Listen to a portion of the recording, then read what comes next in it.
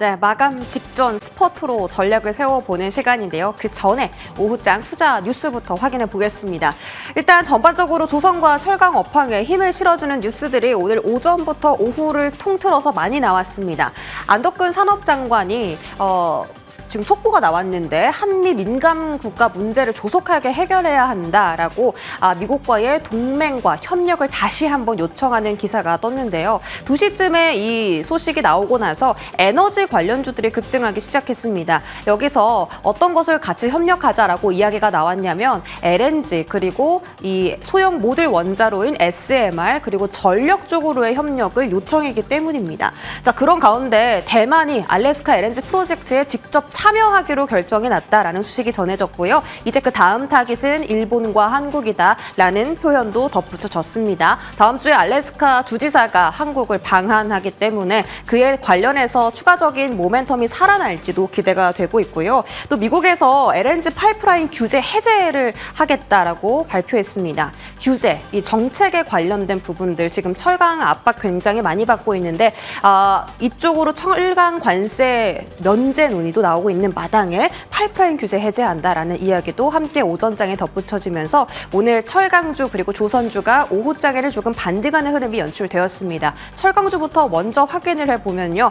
그동안 많이 올랐던 포스코홀딩스 오늘 아침에는 좀 부진한 흐름이었는데 그래도 밑골이 달면서 낙폭을 많이 줄였고요. 하이스틸 같은 경우는 오늘 장중에 슈팅이 강하게 나오면서 중소형주 위주로 움직이는 모습이 나타났습니다. 최근에 시세 좋았던 휴스틸이나 현대제철 같은 종목들, 세아 제강지주는 파란불을 켜고 있지만 아침에는 급락했다가 지금 오후장에 낙폭을 많이 축소한 것이기 때문에 철강주가 다시 한번 다음 주에 모멘텀을 가지고 살아날지 관심이 모아지고 있는 상황입니다. 다음 뉴스 보시죠.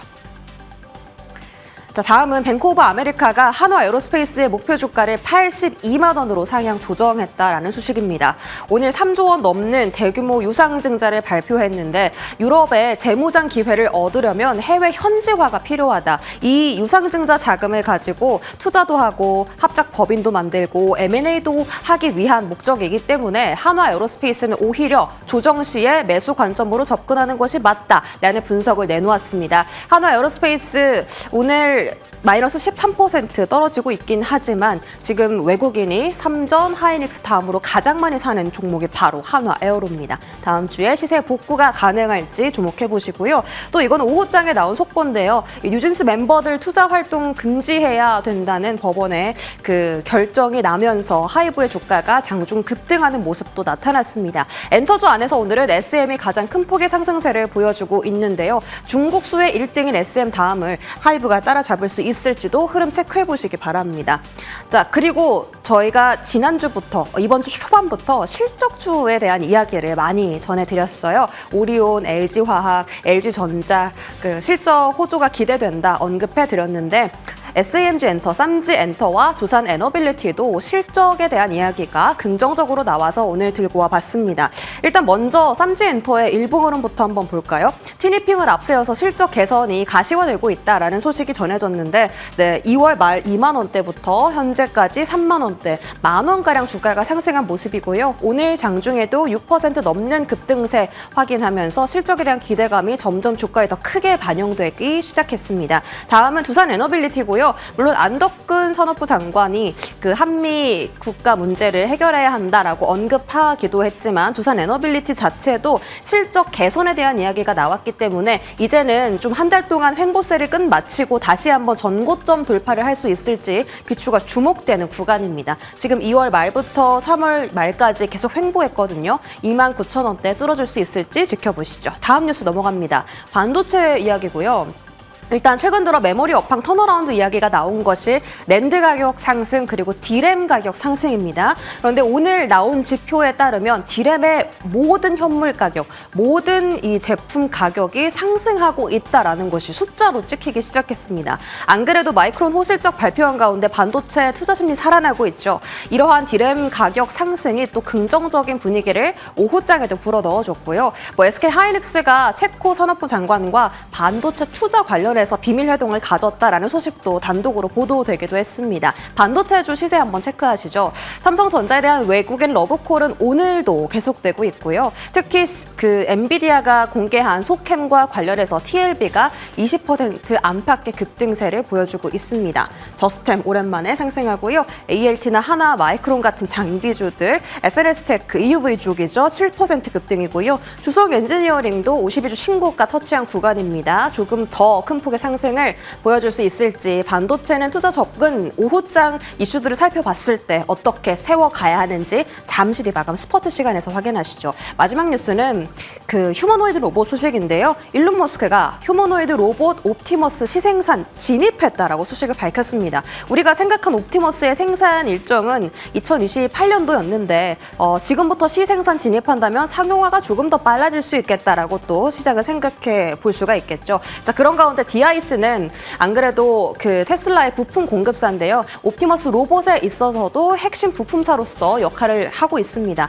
디아이스의 주가가 일론 머스크의 소식과 함께 같이 급등하는 모습도 오후장에 포착이 되었습니다. 로봇주, 부품주들의 시세도 앞으로 조금 더 체크해 보시죠. 여기까지 브리핑은 전해드릴게요.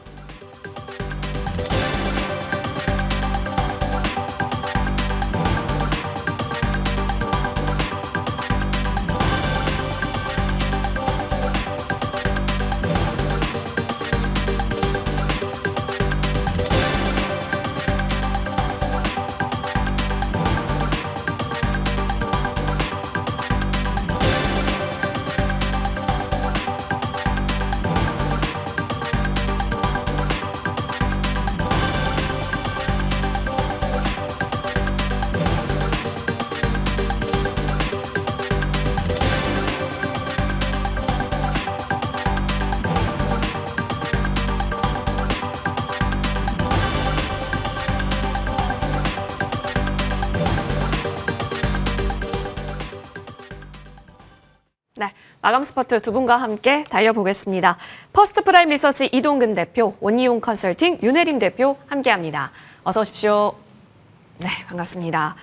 자, 어제 색깔이랑 오늘 색깔이랑 좀 비슷한 것 같습니다만 좀 큰 굵직한 종목에서 좀 투심 악화됐었던 오늘 시장 어떻게 소화해 가고 있나 나눌 얘기는 많을 것 같은데요. 첫 번째 주제는 바로 반도체부터 짚고 넘어가야 될 것 같습니다. 마이크론 실적 훈풍. 근데 뭐 마이크론 실적이 다음 주에 나온다 하더라도 삼성전자, SK하이닉스가 추세를 탄 것처럼 느껴지고 있습니다. 그 가운데 SK하이닉스 좀 더 조명해서 살펴볼게요. 이동근 대표님. 네. 과거 HBM 그리고 엔비디아가 끌어갔던 HBM 필두의 반도체 랠리와 지금 현재 구간에서 바라보는 반도체와 달라진 건 뭐예요? 달라졌다라기보다는 저는 조금 이제 확장이 됐다라는 표현을 쓰고 싶은데요. 사실 이제 그동안 좀 HBM에 그 완전히 좀 이제 그 매몰되어 있었던 그런 시각이 최근엔 좀 이제 확 넓어졌죠.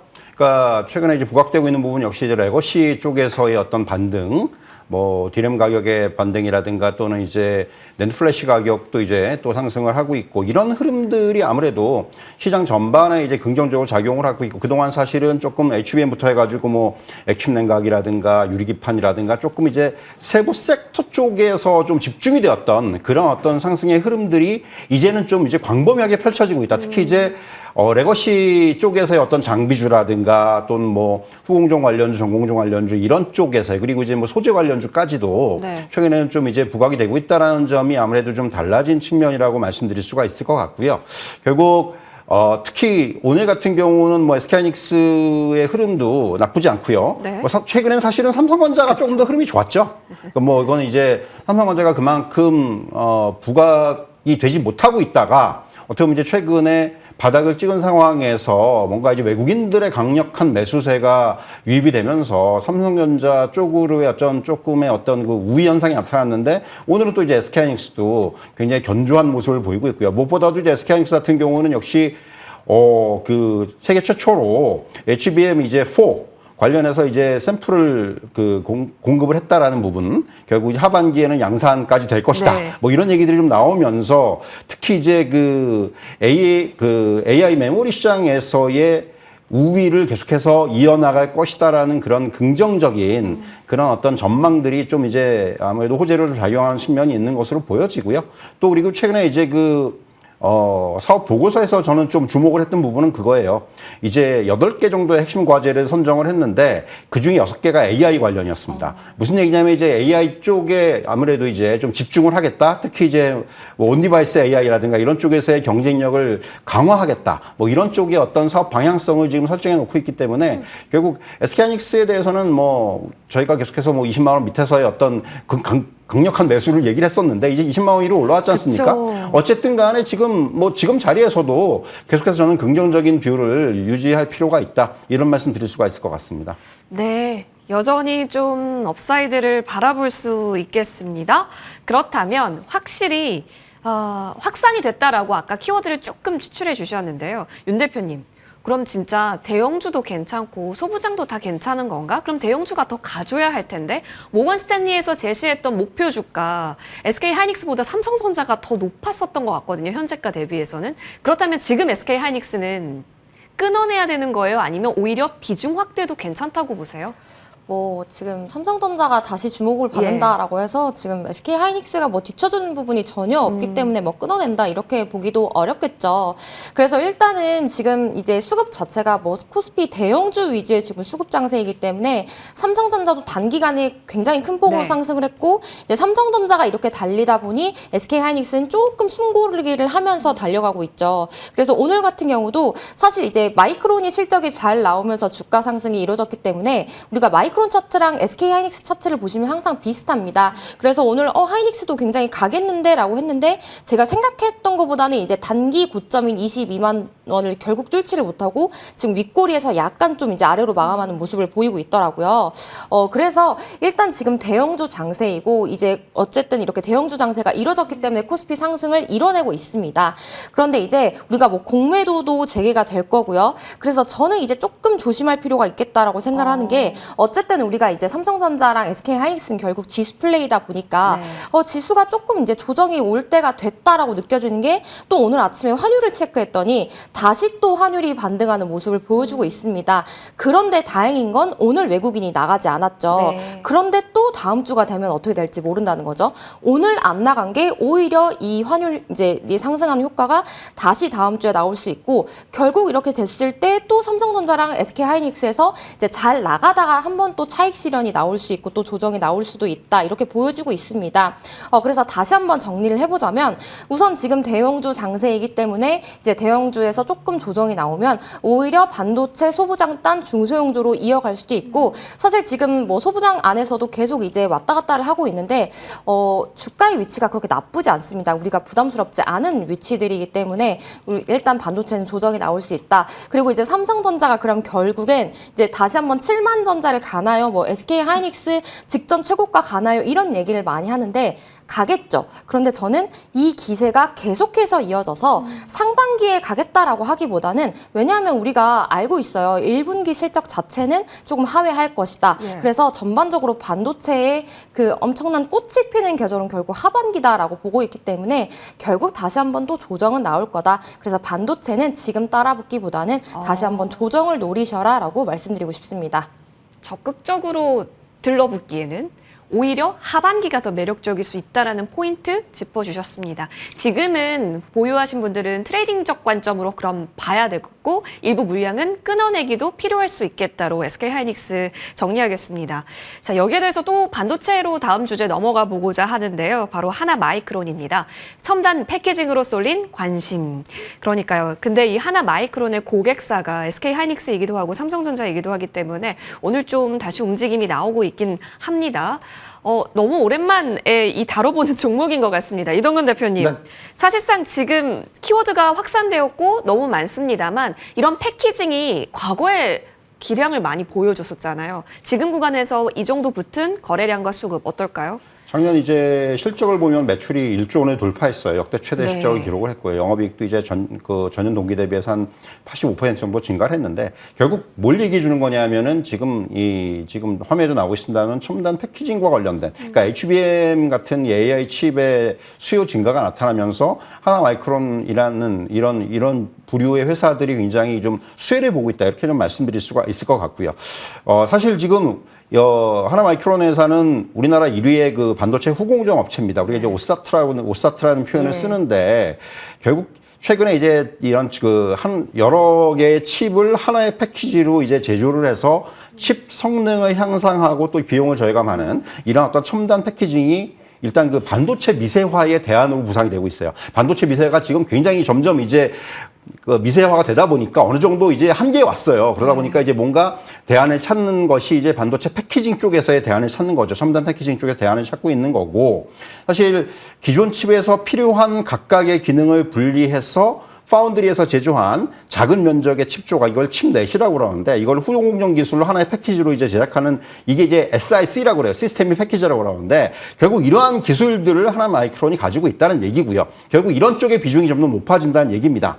그렇기 때문에 결국 이렇게 이제 뭔가 첨단 패키징, 이제 고도화된 기술력, 이런 부분들이 부각이 되는 그런 시장에서의 우위를 점할 수가 있다는 얘기고요. 그래서 사실 지금 주가가 그런 부분에 이제 부응해서 움직이고 있다, 이렇게 말씀드릴 수가 있겠고요. 결국 SK하이닉스도 그렇고 삼성전자도 향후에 이제 뭐 HBM 시장에 진출을 할 거고, 그런 부분들을 감안한다면은 역시 하나마이크론 같은 회사들은 이런 그 중소형주 중에서도 상대적으로 좀 더 우리가 관심을 가져야 되는 그런 회사가 아닌가라는 생각이 들고요. 그래서 사실 뭐 오늘 주가 흐름 좋고 지금 이제 고점을 좀 뚫었다가 좀 윗꼬리가 달리고 있긴 한데, 저는 계속해서 좀 긍정적인 시각이 필요하지 않겠나, 이렇게 말씀드릴 수가 있을 것 같습니다. 오, 긍정의 뷰 챙겨봤습니다. 사실 이 종목이 계속해서 못 갔었던 이유 중에 하나가 유증도 있었고 인적 분할도 있기는 했었거든요. 근데 그것 때문에 급락된 부분들을 딛고 다시 올라오고 있는 최근의 거래량, 오늘의 거래량이긴 합니다. 의미를 두시는지 윤혜림 대표님?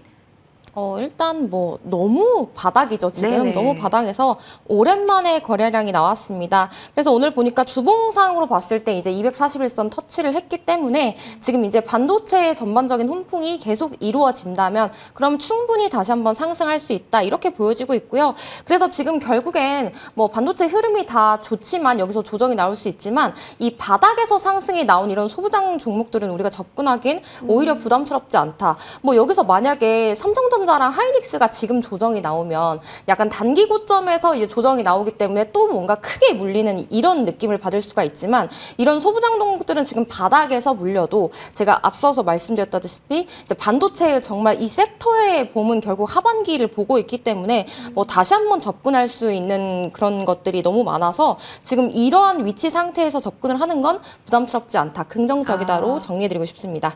여러 가지 이슈들은 있었지만 너무 내려있는 주가가 가장 최대 모멘텀일 수 있겠습니다. 하나 마이크론 챙겨봤습니다. 정리해보자면 두 분 모두 일단 긍정의 뷰 오케이 사인 주셨습니다. 자, 이어서 다음 종목 넘어갑니다. 하나 에어로스페이스, 뭐 사실 어제 밤부터 계속해서 고민하시지 않았을까. 그래서 시가에 보유하시던 분들은 시가부터 좀 던질지 고민 많이 하셨을 것 같은데, 현재 구간 움직임 한번 보니까요. 어쩔 수가 없죠. 일단 좀 빠져있는 구간이기는 합니다. 이제 앞으로가 문제일 텐데요. 이동건 대표님. 네. 이게 지금 모르겠어요. 납입일은 한 6월 정도이긴 한데 4월까지 보유를 해야 신주 배정을 받을 수 있더라고요. 그 전까지는 계속해서 지금 국가권에서의 움직임이 나타날 것 같기도 한데요. 내용을 봤을 때는 왜 하필 유증이냐였잖아요. 해소가 안 될 부분일까요?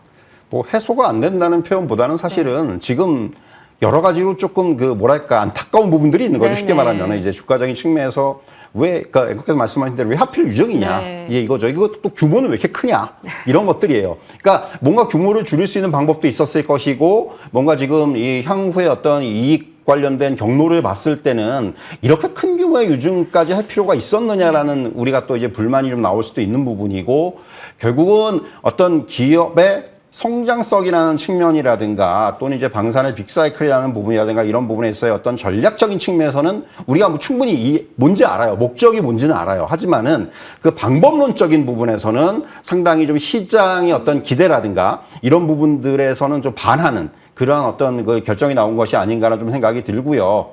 그래서 사실은 단기적으로는 조금 영향을 받을 수밖에 없어요. 그래서 이제 저는 사실 조금 이게 뭐 모르겠습니다. 이제 네. 오늘이 저점이다라고 얘기하기도 좀 어렵고 예. 예, 그렇기 때문에 좀 이제 이거는 단기적으로는 역시 좀 부정적으로 보는 게 맞다고 생각을 하고요. 근데 또 신규 진입하시는 분들은 분명히 이게 긍정적으로 봤을 때는 이게 유증이 끝나고 또 이제 오를 수가 있지 않습니까? 네. 지금 어떤 산업의 어떤 사이클이라든가 지금 그리고 이제 향후의 어떤 이익 전망이라든가 이런 부분을 봤을 때 그래서 또 이제 이런 부분들이 또 저점을 노리시는 분들 분명히 있을 거예요. 그래서 이제 그런 타이밍이 언젠가를 좀 잡아야 되는 부분도 있을 것이고 또 하나는 저는 사실은 조금 이제 시장의 관점에서 접근을 했을 때 최근에 사실 삼성 SDI도 대규모 유증이 나왔고 예. 또 하나에어로스페이스 대규모 유증이 나왔어요. 이게 사실 두 종목이 빨아들일 수 있는 자금이 너무 커요.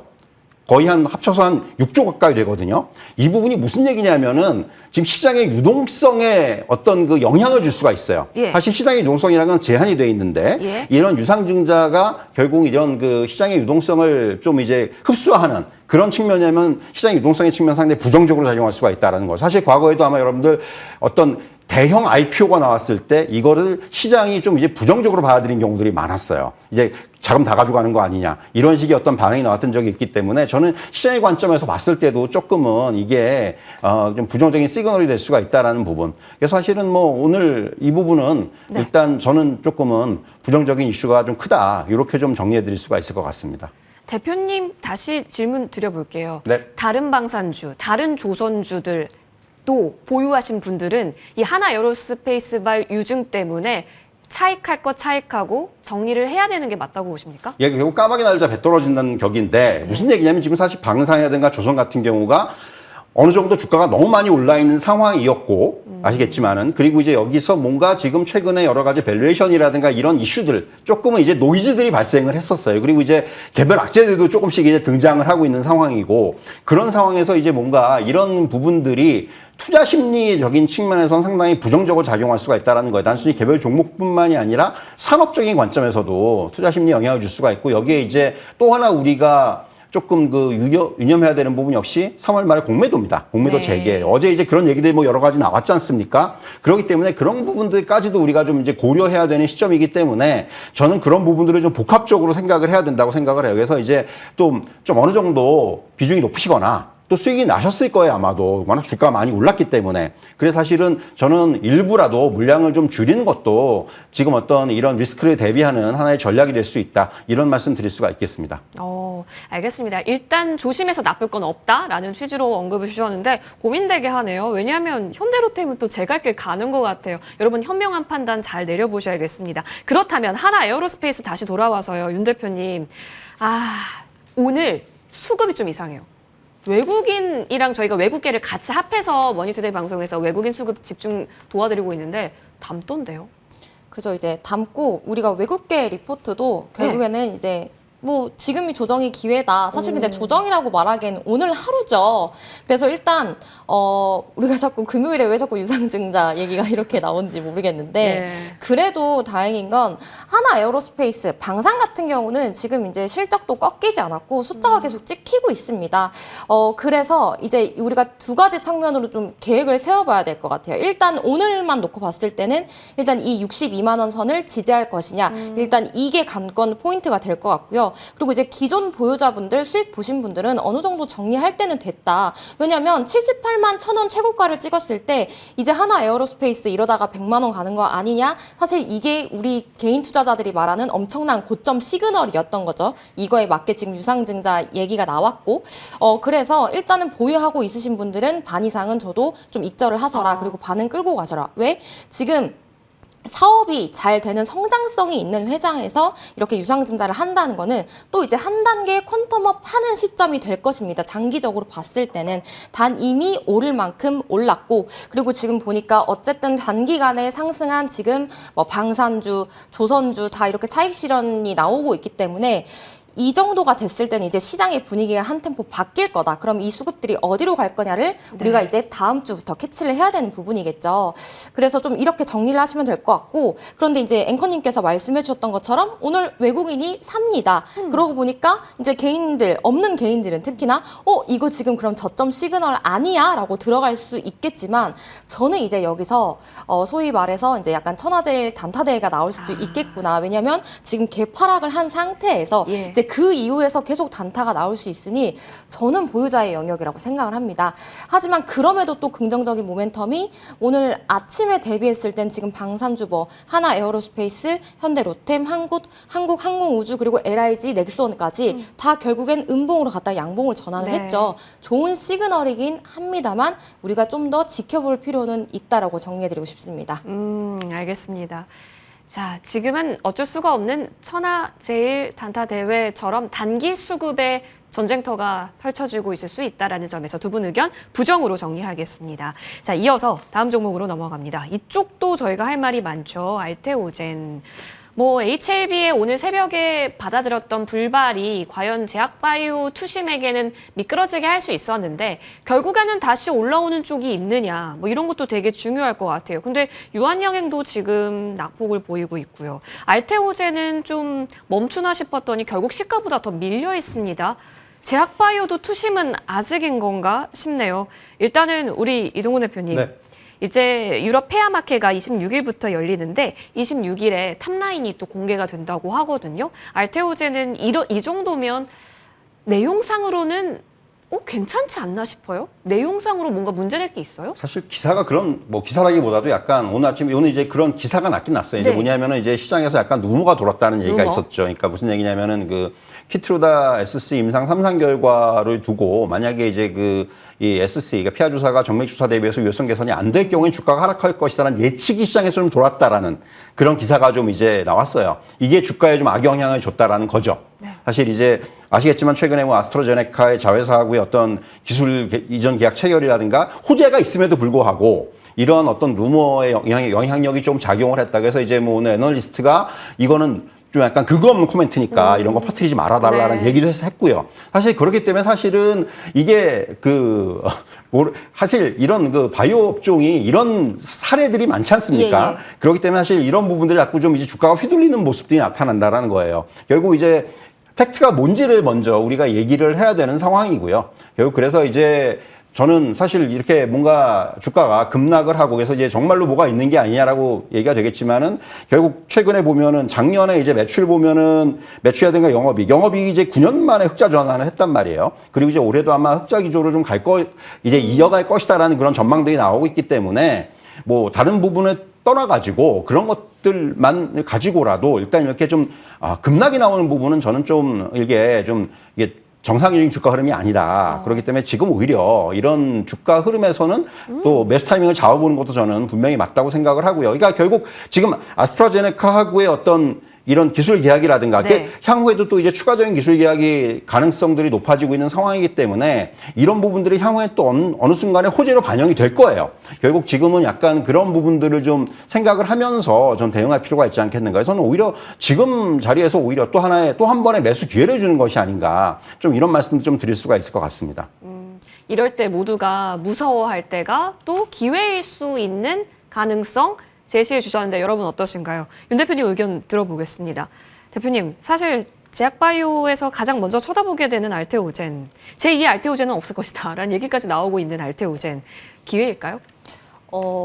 기회일 수 있겠죠. 일단 기회일까 아닐까를 이제 엿볼 수 있는 건 일단 35만 원 정도가 지지가 되는지를 봐야 될 것 같고요. 왜냐하면 우리가 이제 작년에도 놓고 봤을 때 이제 상승하다가 하락을 하면서 27만 4천 원까지 하락을 했던 경험이 있었죠. 그래서 만약에 이제 이 35만 원 선을 이탈을 하면 또 우후죽순 하락을 할 수 있기 때문에 과연 어디까지가 하방인가, 어디까지가 지지될 수 있는가를 일단 지켜보는 게 중요할 것 같다고 보고 있고요. 앞서 대표님께서 말씀해 주셨던 것처럼 결국 기회는 맞습니다. 네. 돌이켜보면. 하지만 우리가 지금 하방이 굉장히 많이 열려있는 상태이기 때문에 여기서 얼마까지 지지되는 냐를 보시면서 기회로 잡으실 분들은 이제 분할로 대응하시면 좋지 않을까 싶습니다. 35만 원 선에 그러면 다 같이 줄을 그어놓고 지지하는지 체크해 보셔야겠습니다. 자, 알테오젠은 그렇다면 지지 여부 체크해 보면서 기회로서 정리하겠고요. 이어서 다음 종목입니다. 자, 중국 딥시크와의 기술 동행 파트너 크라우드웍스입니다. 오늘 오전부터 크라우드웍스 움직임 아마 확인하셨을 거예요. 근데 지금은 시가 대비 많이 빠져 있습니다. 이동훈 대표님, 네. 뭔가 무섭네요. 일단 무서운데 오늘 주가는 무서운데 내용을 한번 보자고요. 중국의 딥시크가 한국 진출의 첫 파트너사로 크라우드웍스를 선정했다라는 소식입니다. 일단 중국이 껴있다라는 점에서 찜찜해야 되는 거예요? 아니면 함께 AI의 생태계에 발맞춰 나가는 선두적 지위라는 점에 있어서 점수를 줘야 되는 거예요? 뭔가 이제 AI와 관련돼서 이제 지금 이 크라우드웍스라는 회사가 이제 빅데이터라든가 AI 인프라 기반의 이제 그 지능형 AI 데이터 플랫폼 뭐 이런 것들을 갖다가 지금 이제 제공을 하는 기업인데 사실 뭐 지금 화면에 나오고 있지만 네. 딥시크와의 어떤 동행이라든가 이런 부분들 뭐 재료가 될 수 있겠죠. 근데 예. 주가가 좀 얘기해 주는 것 같아요. 오늘 윗꼬리가 너무 길어요. 사실 이게 그러니까 뭔가 뭐 호재인 것 같은데 네. 사실은 이게 좀 약간 긴가민가 하는 부분들 그러니까 사실 딥시크가 우리나라에서 뭔가 할 수 있는 게 있겠는가 과연 향후에 이제 어떤 보안 문제라든가 이런 부분들 때문에 네네. 아마 그런 부분들은 분명히 걸림돌이 될 수가 있을 것으로 보여지고요. 그래서 이제 그런 것들이 약간은 좀 이제 기대 반 우려 반이 섞인 어떤 주가의 흐름이 아닌가 하는 생각이 들어요. 사실 출발할 때만 하더라도 오늘 장 출발할 때만 해도 이제 기대 쪽으로 갔다가 점점 이제 오장으로 오면서 약간의 그 우려들이 오히려 반응을 하는 것이 아닌가라는 이제 그런 말씀을 드릴 수가 있을 것 같고요.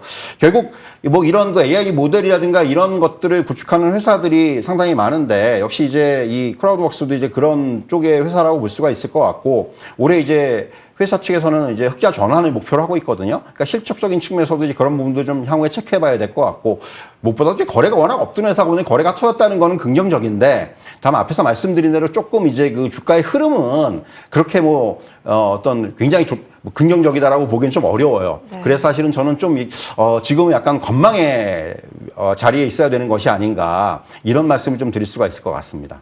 알겠습니다. 관망 의견 내려주셨고요. 윤 대표님, AI 소프트웨어는 아직은 지금 시기적절하지 않은 건지 크라우드웍스 통해서 한번 살펴볼까요? 그렇죠. 아직까지 뭐 AI 소프트웨어 관련주들이 뭐 미국에서도 그렇고 우리나라 관련 주식들이 뭔가 다시 상승의 기미를 뭐 보이진 않기 때문에 그래서 오늘은 단발적인 이슈라고 보여지고 있고요. 이렇게 거래량을 동반을 해서 우리가 양봉에서 윗골이었다면 어느 정도 지금 121선을 터치했기 때문에 한번 관심 종목에 넣어보자라고 했을 텐데 거래량을 동반했지만 지금 음봉에서 뭐 꼬리를 달았다라는 것은 저는 굉장히 단발적인 이슈다라고 보고 있어서 뭐 이 이슈와 이 종목을 그렇게 크게 우리가 뭐 의미를 두지는 않아도 되지 않을까 싶습니다. 알겠습니다. 큰 의미 두지 않아도 된다. 그렇다면 두 분 의견 종합해 본다면 일단 거리두기 쪽으로 AI 소프트웨어의 붐이 불 때 다시 한번 바라봐야겠네요. 이 재료는 저희가 기억해 놓고 확인하겠습니다. 오늘 두 분과 함께 마감 스포트 달려봤습니다. 오늘 좋은 말씀 나눠주셔서 고맙습니다.